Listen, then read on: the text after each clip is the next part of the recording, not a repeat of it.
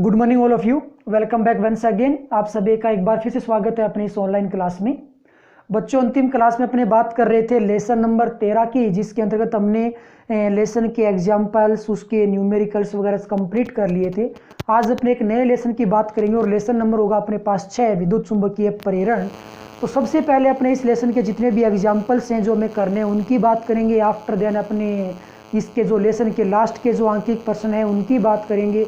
And after then अपने lesson के बीच में से बनने वाले थ्योरेटिकल क्वेश्चन और न्यूमेरिकल्स की बात करने वाले हैं। तो आज अपने शुरुआत करेंगे बच्चों इस लेसन नंबर 6 के एग्जाम्पल से। और सबसे पहले आपको ये देखना है कि हमें कौन कौन से एग्जाम्पल इसके अंदर से पढ़ने हैं। तो पहले आप नोट करोगे कि लेसन नंबर 6 के अंदर से आपको एग्जाम्पल नंबर 2, 3, 4, 7, 9 और 10 ये एग्जाम्पल्स आपको पढ़ने और अपने बारी बारी से प्रत्येक एग्जाम्पल की अच्छे से बात कर लेते हैं।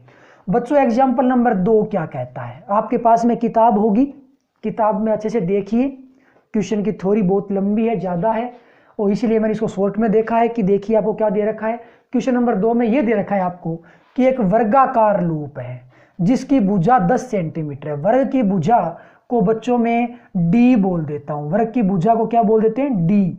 कितना है? 10 सेंटीमीटर है। प्रतिरोध 0.5 है, यानी कि एक भुजा तार है, कोई तार से समझ लो, तार की एक वर्गाकार इस प्रकार से आकृति है, उसकी एक भुजा 10 सेंटीमीटर की और प्रतिरोध कितना है? 0.5 ओम प्रतिरोध है। पूर्व पश्चिम तल में रखा हुआ है और चुंबकीय क्षेत्र है वो उत्तर पूर्व में है। चुंबकीय क्षेत्र को 0.70 सेकंड में 0.10 टेस्ला से घटाकर शून्य कर दिया जाता है। तो आपको विद्युत वाहक बल यानी कि प्रेरित विद्युत वाहक बल और प्रेरित धारा का मान आपको ज्ञात करना है। देखो कंडीशन दे क्या रखी है? दे ये रखी है कि जैसे ऊपर की ओर तो भाग होता है उत्तर, नीचे की ओर जो भाग होता है वो होता है बच्चों दक्षिण, और ये जो भाग होता है वो आपका रहता है पूर्व, और ये जो आपका भाग होता है वो बच्चों रहता है पश्चिम। ऐसा कुछ कंडीशन होता है। क्या करोगे? चुंबकीय क्षेत्र, देखो पहले आप एक से लूप को रखिए, पूर्व पश्चिम तल में रखना है। ये पूर्व पश्चिम तल हो गया, पूर्व और पश्चिम, इस प्रकार से एक लूप रखा हुआ है। इस प्रकार से आप कह सकते हो कि एक लूप रखा हुआ है, ठीक है। वर्गाकार है, इसको आप वर्गाकार मानिए, और इसकी भुजा कितनी है? 10 सेंटीमीटर है। चुंबकीय क्षेत्र किस दिशा में? चुंबकीय क्षेत्र बच्चों उत्तर पूर्व दिशा में। कौन सी दिशा में? उत्तर पूर्व में। उत्तर पूर्व का मतलब समझ गए क्या? चुंबकीय क्षेत्र की एक ऐसी दिशा है जो उत्तर के साथ भी है और पूर्व के साथ भी है। इसका मतलब उत्तर और पूर्व के ठीक बीच में है, दोनों का बराबर प्रभाव है। तो भाई ये तो हो गया उत्तर पॉइंट और ये हो गया पूर्व का पॉइंट। तो भाई अपने पास चुंबकीय क्षेत्र बच्चों इस दिशा में है। ये चुंबकीय क्षेत्र की दिशा है जो कि उत्तर और पूर्व के ठीक बीच में है। मतलब ये अपने पास एक, अब मैं यदि आपको बताऊं कंडीशन, तो जैसे मेरे पास में ये एक रजिस्टर है, एक पृष्ठ है, यूं मानो आप, इसको हमने इस प्रकार से रखा है, पूर्व पश्चिम तल में रखा है। हो गया पूर्व पश्चिम तल। चुंबकीय क्षेत्र है वो बच्चों इस प्रकार से जा रहा है, ठीक है। तो हमें ये बताना है कि इसका पृष्ठीय क्षेत्रफल किस दिशा में होगा। जाहिर सी बात है ऊपर की ओर होगा। इसका जो पृष्ठीय क्षेत्रफल है वो ये होगा, यानी कि ये ए वेक्टर की दिशा होगी और ये बी वेक्टर की दिशा है। तो ये ए और बी के बीच में कोण कितना बनेगा? ये तल हो गया, ये पृष्ठीय क्षेत्रफल की दिशा हो गई। कंप्लीट कोण कितना बनता है? 90 डिग्री। किसके बीच में? दिशा और तल के बीच में। लेकिन ये जो रेखा है वो इन दोनों के ठीक बीच की है, इसीलिए ये कोण भी 45 डिग्री बनता है। और बच्चों ये कोण है वो भी कितना बनता है? 45 डिग्री बनता है, यानी कि बी और ए के बीच में एंगल कितना बनता है? 45 डिग्री बनता है। तो यहां से थीटा का मान है वो 45 डिग्री आ गया। ई आपको ज्ञात करना है। ई का सूत्र क्या होता है? माइनस का डी फाई बटे डी टी होता है। फाई वैल्यू निकालो, फाई क्या मिलेगा? बी ए कोस थीटा मिलेगा आपको। अब यहां से देखो टाइम कितना होगा? 0.70 सेकंड में कितना टाइम कहां से काउंट हुआ था? टाइम 0 से काउंट हुआ था और कहां तक गया? 0.70 सेकंड तक गया। तो टाइम का अंतराल जिसको आप डी टी या फिर डेल टी बोलते हो, तो अंतिम समय में से प्रारंभिक समय को घटाओगे तो टाइम कितना आ जाएगा? 0.70 सेकंड आ जाएगा। तो इस डी टी या फिर डेल टी का मान कितना है? 0.70 सेकंड है। ओके, तो आपको विद्युत वाहक बल ई ज्ञात करना है। आगे देखिए क्या करना होगा, डी अपॉन में डी टी। फाई के स्थान पे बच्चों में यहाँ पे लिखूंगा बी ए कोस थीटा। अब बी क्या है, चुंबकीय क्षेत्र 0.10 टेस्ला से कितना कर दिया, 0.10 से लगे थे और 0 कर दिया, तो चुंबकीय क्षेत्र में अंतर कितना आ गया भाई, चुंबकीय क्षेत्र में अंतर कितना आएगा, अंतिम माइनस प्रारंभिक, यानी कि ये बन जाएगा। फिर बी का मान कितना आएगा, यहां से देखो चेंज कौन हो रहा है, ए कांस्टेंट है, क्षेत्रफल है वो कांस्टेंट है, कोस थीटा, थीटा का मान फिक्स है 45, चेंज हो रहा है बच्चों बी, यानी कि डी बी अपॉन में डी टी है, तो ई बराबर माइनस का निशान भी है, माइनस का ए कोस थीटा। चुंबकीय क्षेत्र में अंतर 0 माइनस 0.10, तो कितना बनेगा, माइनस का 0.10 बचेगा, बटे में समय का अंतर कितना आएगा, 0.70 आएगा, माइनस माइनस क्या बना, प्लस बना। ए क्षेत्रफल किसका, वर्गाकार आकृति है, भुजा इंटू स्क्वायर होता है, भुजा इंटू भुजा यानी कि भुजा का स्क्वायर होता है क्षेत्रफल, तो भुजा कितनी है, 10 सेंटीमीटर है, सेंटीमीटर को बनाओ मीटर में, तो 10 गुणा 10 और ये बन जाएगा आपका 10 की पावर -4, मीटर में बना दिया मैंने, स्क्वायर करना था भुजा का स्क्वायर, इंटू 0.10 इंटू कोस 45 का मान बच्चों 1/√2 होता है, और बटे में आ जाएगा 0.70, काट बांट कर लीजिए, बहुत आसान सा काम है, काट बांट करोगे ना तो बच्चों इसका जो आंसर आएगा वो आएगा 1.01 10 की पावर -3 वोल्ट आ जाएगा, ये इसका आंसर आ जाएगा, विद्युत वाहक बल का मान निकल के आ गया। ठीक है, अब अपने प्रेरित धारा ज्ञात करते हैं, तो आई बराबर क्या होता है, आई बराबर E/R होता है, ई का मान कितना 101 इंटू 10 की पावर -3 बटे में आर, प्रतिरोध कितना दे रखा है 0.5, 0.5 को आप कह सकते हो 1/2, 1/2 2 ऊपर चला गया, तो आई का मान कितना आया 2.02 10 की घात -3, और ये किस में आ गया, एम्पियर में आ गया, ये अपने लिए आई का फाइनल आंसर निकल के आ गया। तो ई का मान भी ज्ञात हो गया और आई का मान भी ज्ञात हो गया, बस आपके लिए इंपॉर्टेंट बात ये थी कि थीटा कितना आने वाला है। ठीक है, तो ये अपने पास में एग्जाम्पल नंबर 2 हो चुका है। आइए बात कर लेते हैं एग्जाम्पल नंबर 3 की। तो बच्चों क्वेश्चन नंबर 3, एग्जाम्पल नंबर 3 अपने सामने क्या है, किताब में पढ़िए आराम से, क्या दे रखा है, क्वेश्चन आपको ये दिया हुआ मिलेगा कि एक वर्ताकार कुंडली है जिसकी त्रिज्या 10 सेंटीमीटर है, उसमें फेरों की संख्या 50 है, उसका प्रतिरोध है वो 2 ओम है, इस वर्ताकार कुंडली को तल के लंबवत चुंबकीय क्षेत्र में रखा गया है। तो चुंबकीय क्षेत्र इसके तल के लंबवत बच्चों इस प्रकार से आप कह सकते हो, इसके तल के लंबवत है। इस कुंडली को व्यास के परितः यानी कि व्यास के चारों ओर, ये इसका व्यास हो गया, ये इसका व्यास हो गया, 180 डिग्री घुमाना है 0.25 सेकंड में, 0.25 सेकंड में, यानी कि टाइम कितना है 0.25 है, 0.25 सेकंड में, और कितने डिग्री घुमाना है, 0 से लेकर के 180 डिग्री तक घुमाना है। ठीक है, तो प्रारंभिक कोण 0 डिग्री और अंतिम कोण कितना 180, घुमा दिया तो लास्ट में कोण बनेगा 180 डिग्री। तो घुमाने में प्रेरित धारा आई और विद्युत वाहक बल आपको ज्ञात करना है। ठीक है, तो कंडीशन समझ गए, ये अपने पास में व्यास हो गया, इसको ऐसे रखा हुआ है, इस कुंडली को आप ऐसे घुमाओगे, इस प्रकार से घुमा दिया, कितना 180 डिग्री। तो यहां पे जो अपने कोण आएगा वो पहला प्रारंभिक कोण 0 डिग्री और अंतिम कोण 180 डिग्री। तो देखो यहाँ पे इसका जो विद्युत वाहक बल बनेगा, जाहिर सी बात है विद्युत वाहक बल तब बनता है जब फ्लक्स में परिवर्तन होता है, यानी कि फाई उत्पन्न होता है। तो फाई का सूत्र क्या होता है, बी ए कोस थीटा। फ्लक्स में परिवर्तन 3 राशियों के कारण होता है, या तो बी के कारण, या ए में चेंज के कारण, या फिर थीटा में चेंज के कारण। यहाँ पे सोच के देखना जरा, कौन सी राशि में चेंज के कारण यहाँ पे फ्लक्स उत्पन्न होगा। चुंबकीय क्षेत्र फिक्स है बाहर की ओर, कितना है 3 गुणा 10 की घात 5 टेस्ला है। क्षेत्रफल चेंज हो रहा है क्या, इसे क्षेत्रफल भी चेंज नहीं हो रही है, तो वर्ताकार कुंडली है फिक्स है, तो चेंज क्या हो रहा है, चेंज थीटा हो रहा है। पहले 0 डिग्री था, धीरे धीरे बढ़ता बढ़ता कितना हो गया 180 डिग्री हो गया, तो चेंज थीटा हो रहा है। थीटा के कारण किस में चेंज हो रहा है, फाई में। तो इस बार थीटा है वो वेरिएबल है, तो हमें ज्ञात करना है विद्युत वाहक बल। विद्युत वाहक बल का सूत्र क्या होता है, ई बराबर होता है माइनस का डी फाई कह दो या डेल फाई कह दो, बच्चों एक ही बात हो जाएगी, कंफ्यूज नहीं होना है। डी फाई या डेल फाई बटे में क्या आ जाता है, डेल टी आ जाता है, यानी कि डी फाई बटे डी टी कह दो या फिर डेल फाई बटे डेल टी कह दो, एक ही बात होता है। ठीक है, ओके, चलिए भाई फाई का मान रखते हैं। फाई ये तो डेल हो गया और बटे में आपके डेल टी है, फाई का मान हो जाएगा बी ए कोस थीटा। जो कॉन्स्टेंट उसको बाहर ले लो, माइनस का निशान है, माइनस बी और ए कॉन्स्टेंट है, तो बचेगा कौन, d cos theta. D cos theta बटे में क्या आ जाएगा, डेल टी आ जाएगा। थीटा के मान चेंज हो रहे हैं, तो यहां से आप ये कहोगे माइनस का बी ए कोस थीटा 1 अंतिम माइनस प्रारंभिक cos theta 2 minus cos theta 1, ये आ जाएगा डेल कोस थीटा का मान, और बटे में आपके क्या है डेल टी है। तो ई बराबर कितना बनेगा माइनस का बी ए बटे में डेल टी।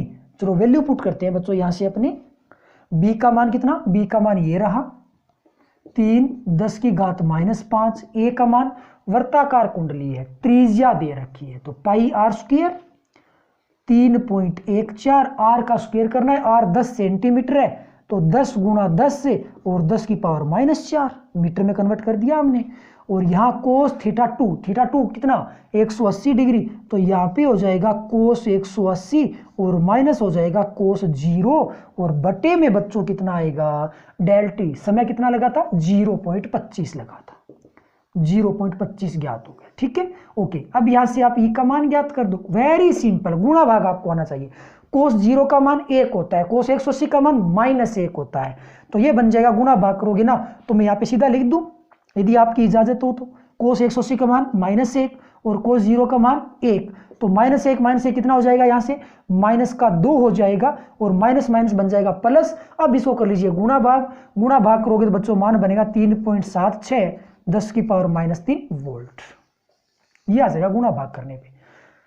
तो भाग बल ज्ञात हो गया। चलिए धारा बराबर क्या होता है E बटे R होता है, तो I बराबर कितना बनेगा 3×7=6 10⁻³ बटे में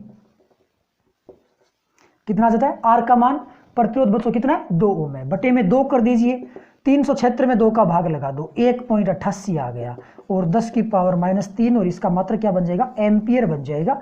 ये आपके लिए धारा का मान निकल के आ जाता है। तो ये अपने पास में एग्जाम्पल नंबर हो गया था 3। ठीक है, तो ये अपने पास विद्युत भाग बल निकल के आ गया और ये धारा का मान निकल के आ गया।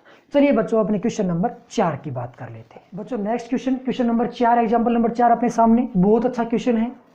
क्या करना है हमें, आपके सामने चुंबकीय क्षेत्र बी दे रखा है, ये आपका क्रॉस के रूप में है, यानी कि क्रॉस कब रिप्रेजेंट होता है चुंबकीय क्षेत्र, जब चुंबकीय क्षेत्र अंदर की ओर जा रहा हो।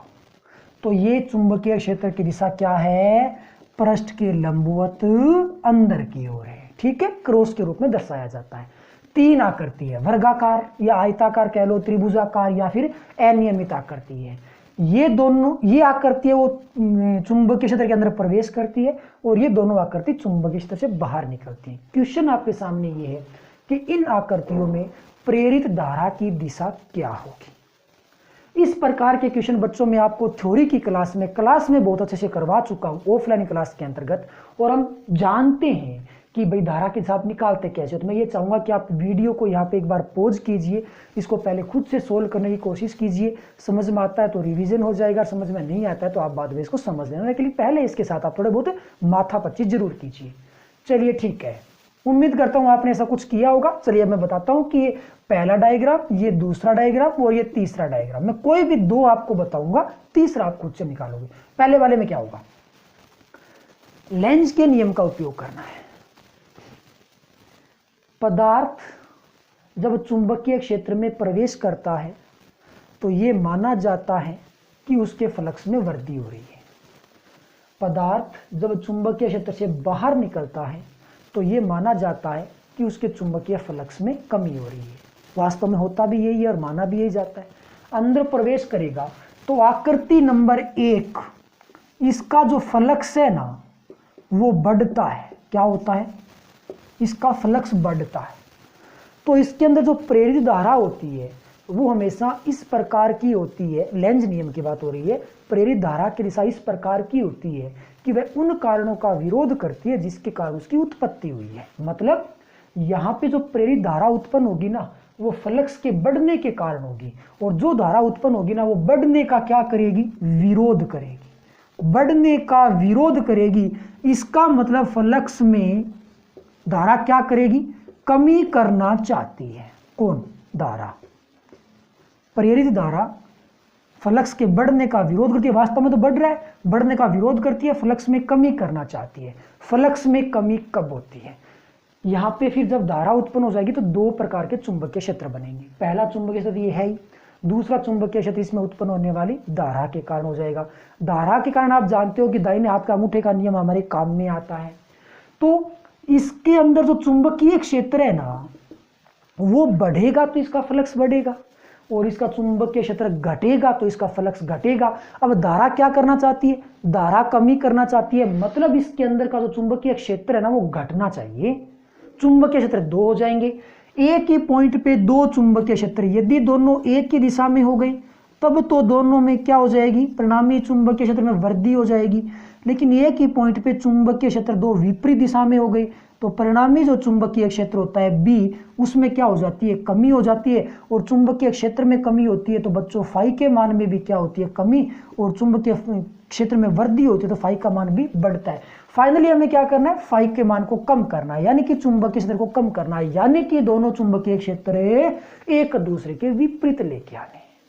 तो बाह्य चुंबकीय क्षेत्र है वो तो फिक्स है भाई अंदर की ओर, तो धारा कुछ इस प्रकार से उत्पन्न होगी या इस प्रकार से उत्पन्न होनी है कि उसका चुंबकीय क्षेत्र पहले वाले चुंबकीय क्षेत्र के विपरीत बन जाए, यानी कि पहले वाला कहाँ है, अंदर की ओर है। तो धारा के कारण चुंबकीय क्षेत्र कहाँ बनेगा, बाहर की ओर बनेगा। तो चुंबकीय क्षेत्र यदि बाहर की ओर बनता है तो अंगुलियों को खोलिए तो मुड़ी हुई अंगुलियां धारा को बता देंगी, दाहिने हाथ का अंगूठे का नियम। तो मुड़ी हुई अंगुलियां धारा को बताएंगी ना, तो इसके अंदर धारा है वो बच्चों इस प्रकार से उत्पन्न हो जाएगी, यानी कि धारा की जो डायरेक्शन है वो ये होगी, यानी कि A B C D A, धारा की दिशा क्या रहेगी इसके अंदर, ए से बी, बी से सी से डी और डी से ए, ये धारा की दिशा तैयार हो जानी है। ठीक है, ओके। तो प्रेरित धारा की दिशा इसमें निकल के आ गई।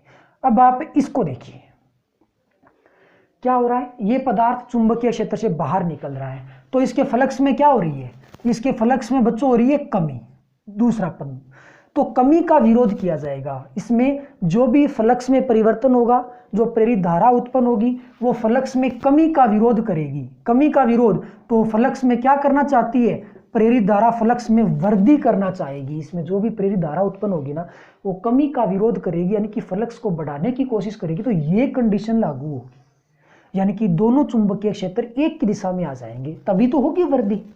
दोनों कौन कौन सी, एक तो इसमें प्रेरित धारा उत्पन्न होगी उसके कारण चुंबकीय क्षेत्र बनेगा, और एक बाह्य चुंबकीय क्षेत्र है। तो बाह्य चुंबकीय क्षेत्र तो अंदर की ओर है, तो प्रेरित धारा के कारण जो चुंबकीय क्षेत्र बनता है ना वो भी अंदर की ओर ही बनेगा। फिर अंदर की ओर अंगूठा चुंबकीय क्षेत्र को बताएगा, अंगुलियों को खोल दीजिए तो मुड़ी हुई जो अंगुलियां होती है ना वो फिर धारा की दिशा को बताएंगी। तो धारा की दिशा बच्चों इस प्रकार से चलेगी, तो धारा ए से सी पे, सी से बी पे और बी से वापिस ए पे, तो ये बन जाएगी ए से सी से बी और सी से वापिस ए, सॉरी बी से वापिस ए, ये धारा की दिशा निकल के आ जाएगी। ठीक है, चलो मैं तीसरा और बता देता हूं। यहां पे क्या हो रहा है कि ये पदार्थ चुंबकीय क्षेत्र से बाहर निकलता है, तो इसके फ्लक्स में क्या हो रही है बच्चों, फ्लक्स में हो रही है कमी, बाहर निकल रहा है तो कमी हो रही है। प्रेरित धारा क्या करना चाहती है, फ्लक्स में वृद्धि करना चाहती है। फ्लक्स में वृद्धि तब होती है जब ये कंडीशन लागू होती है, यानी कि दोनों चुंबकीय क्षेत्र एक की दिशा में आ जाना चाहिए। तो इसका जो मूल चुंबकीय क्षेत्र है वो तो अंदर की ओर है, तो इसमें प्रेरित धारा उत्पन्न होगी, उसके कारण जो चुंबकीय क्षेत्र बनेगा वो कहाँ जाएगा, वो आपका अंदर की ओर जाएगा, क्योंकि मूल कहाँ है, अंदर की ओर है। तो प्रेरित धारा का चुंबकीय क्षेत्र भी अंदर की ओर ही जाने वाला है, तो इस प्रकार से ये अंदर की ओर चुंबकीय क्षेत्र रिप्रेजेंट होगा। अंगुलियां हैं वो मुड़ी हुई अंगुलियां धारा की दिशा को बताएगी, तो ये बच्चों अपने लिए धारा की दिशा निकल के आएगी, ए से बी, बी से सी से डी और डी से वापिस ए। तो ए बी सी डी और वापिस ए, ये अपने लिए प्रेरित धारा की दिशा है वो निकल के आ जाएगी। तो कुल मिलाकर के ये अपने पास में एग्जाम्पल नंबर 4 हो गया है जो धारा की दिशा को रिप्रेजेंट करता है। तो बच्चों टाइम के अकॉर्डिंग आज के लिए बस इतना ही, कल बचे हुए एग्जाम्पल्स की अपने बात करने वाले हैं। तब तक के लिए बाय, थैंक यू।